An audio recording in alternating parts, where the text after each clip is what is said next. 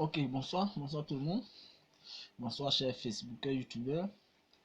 Euh, je fais cette vidéo. Cette fois-ci, c'est pas sur Facebook, c'est sur ma chaîne YouTube. Pour dire à cette chaîne qui est là, 3 là, nous tous on a une chaîne. Voilà, si vous mentez sur vous là, nous on va venir dire la vérité, on va venir rétablir l'ordre sur les notes. Ok, donc je monte sur la toile ce soir pour. euh, vous allez m'excuser pour la qualité de l'image. On va essayer de s'améliorer. C'est important, donc je suis obligé de faire cette vidéo. Mais demain qui est mardi, je vais encore refaire une autre vidéo qui sera vraiment lucide, limpide. Mais pour l'heure, il y a une urgence, il faut que je fasse cette vidéo. Ok? Et nous avons écouté le président de la commission électorale de la FIF, président, ex-président de la Fédération ivoirienne de football et ministre des Sports. Voilà, c'est M. René Dibi qui a été champion d'Afrique en 1992. C'est de lui on parle. C'est un grand monsieur, chef du village de Chelu, chef de terre. En tout cas, une haute personnalité et très sage. Salut à lui et toutes mes félicitations. Longue vie à lui encore. Chers internautes, chers Facebookers, YouTubeurs, restez connectés sur la plateforme Africa Place. Africa Place est là pour vous informer, vous donner la formation et valoriser la culture africaine, le sport africain. Ce soir, nous allons évoquer encore la Fédération ivoirienne de football qui en passe de devenir une propriété privée pour certaines personnes. Mais aujourd'hui, la dernière personne qui est venue parler sur une des chaînes, M. René Dibi, est venu éclaircir la toile. Aujourd'hui, nous avons été satisfaits par tout ces dit et ce que nous retenons en tant que supporters de Côte d'Ivoire, fans de football et soutien Didier Drogba. Alors, la candidature de Didier Drogba est maintenue et a été validée depuis dimanche. Et ce que nous retenons de l'interview de M. René Dibi est que la commission électorale a fini son travail depuis le dimanche 16 août 2020 et que les dossiers devaient être acheminés vers les différents candidats. Et celui qui fait blocage, c'est M. Sam Etiassé, qui est président, je dis président, qui est le secrétaire chargé de la commission électorale de la FIF. Et ce dit monsieur devrait acheminer les différents documents de chaque candidat à leurs différents QG. Et jusqu'alors, depuis dimanche, ces documents sont bloqués à son niveau. Et c'est très injuste. M. René Dibier a évoqué et a dit que le secrétaire chargé de la commission électorale de la FIF ne peut en aucun cas bloquer une décision, n'a aucun pouvoir de décision sur le président. Il est sous les ordres. Alors, ce que le secrétaire chargé de la commission a fait là, c'est vraiment déplorable et ça va à l'encontre des règles du sport et les règles du football. Est-ce que vous comprenez? C'est comme si un joueur sur le terrain manquait de respect à l'arbitre sur le terrain. Mais immédiatement, c'est un carton qu'il va recevoir. Voilà, c'est un carton qu'il va recevoir. Donc, chers internautes, la candidature de Didier Drogba est maintenue, est validée depuis dimanche. Normalement, on doit entamer les campagnes pour convaincre un peu les présidents de club afin de comprendre le programme de la Renaissance. Ici, quand on dit campagne, ce n'est pas une campagne présidentielle comme campagne politique, mais simplement aller vers les présidents de club et les convaincre. Aller aussi vers les parents, vers les supporters et expliquer le bon programme de la Renaissance. C'est ça. Et c'est ce qui va motiver la population à venir au stade. C'est en fonction de ces programmes-là que la population va venir au stade. Donc, chers internautes, chers Facebookers, YouTubeurs, c'est normal qu'on le fasse. Et donc, sur la toile, il y a des dissidents, on va les appeler comme ça, qui ne veulent pas reconnaître la validité de cette commission électorale. Une commission qui a été mise en place par une assemblée générale à Yamoussoukro.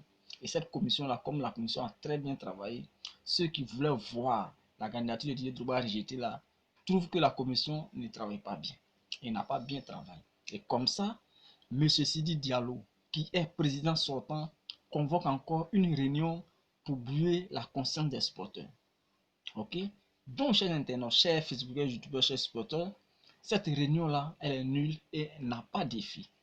Néanmoins, on ira là-bas pour montrer à l'opinion internationale que ce monsieur-là est dans le faux et que nous, en tant que supporters de Côte d'Ivoire, nous n'allons pas accepter cette forfaiture.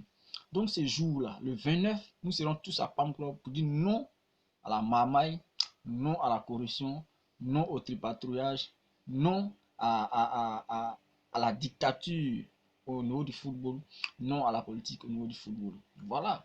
Et donc, nous demandons encore à M.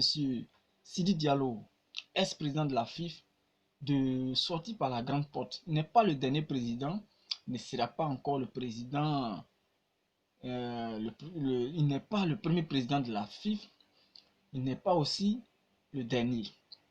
Et donc, il faut respecter les principes sportifs. C'est comme ça qu'on va respecter encore son honneur, son autorité. Mais si c'est fou des supporters, si c'est fou du football, en tout cas, il va se voir humilier ce jour-là. Alors, monsieur Sidi Diallo, avec tout le respect que nous devons, vous devez vous ressaisir et laisser tomber cette histoire. Laissez tomber une défaite est mieux qu'une humiliation. Voilà, laissez tomber cette histoire. Ok?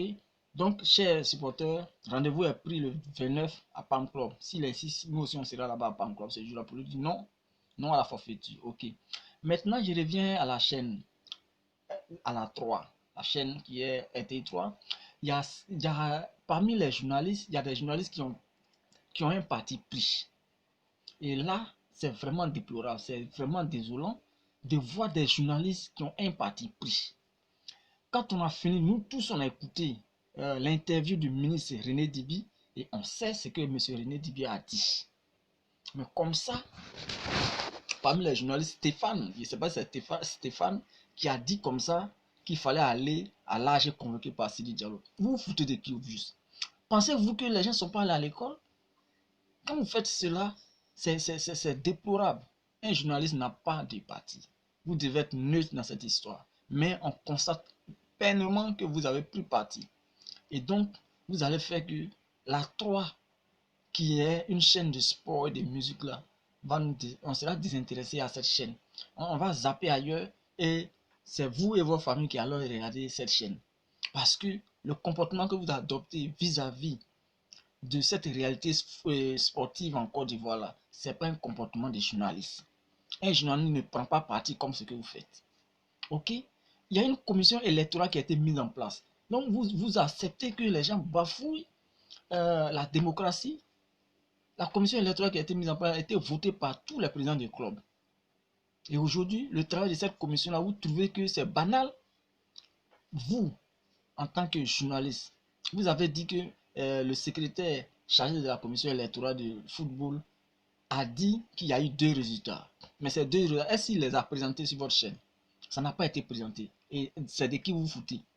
C'est votre chaîne au contraire que vous rabaissez. Vous voyez?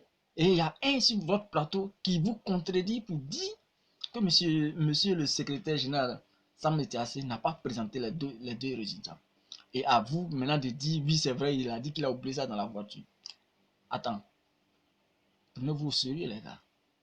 Donc le 29, vous dites sur votre chaîne que les gens doivent aller à cet AG. Il n'y a pas de AG le 29. Le 29 là, c'est une réunion qui a été convoquée par un ex-président de la FIFA. Peut-être que ce sont ses amis qui vont partir là-bas. Sinon, les présidents du club, ils ne se sentent pas concernés à ça. On va avancer. Le 5 septembre est déjà arrivé. On va avoir un nouveau président. Ils vont budgétiser leur système. Ils vont commencer le championnat. Les petits joueurs attendent pour reprendre le championnat. On ne va pas rester dans ça là. Vous n'êtes pas les derniers. Vous ne serez pas les premiers. Et la FIFA là, va toujours continuer. Passez votre temps pour qu'on avance. Didier Drogba sera président de la FIFA. Ça, il faudrait que ça soit clair dans votre tête. Vous avez tenté de ne pas vous avez tenté de tout, par tous les moyens pour ne pas qu'il y ait parrain. Il a eu tous les 8 parrains. Vous avez tenté par tous les moyens pour que sa candidature soit rejetée. Aujourd'hui, il a la candidature la plus valable. De quoi parle le test?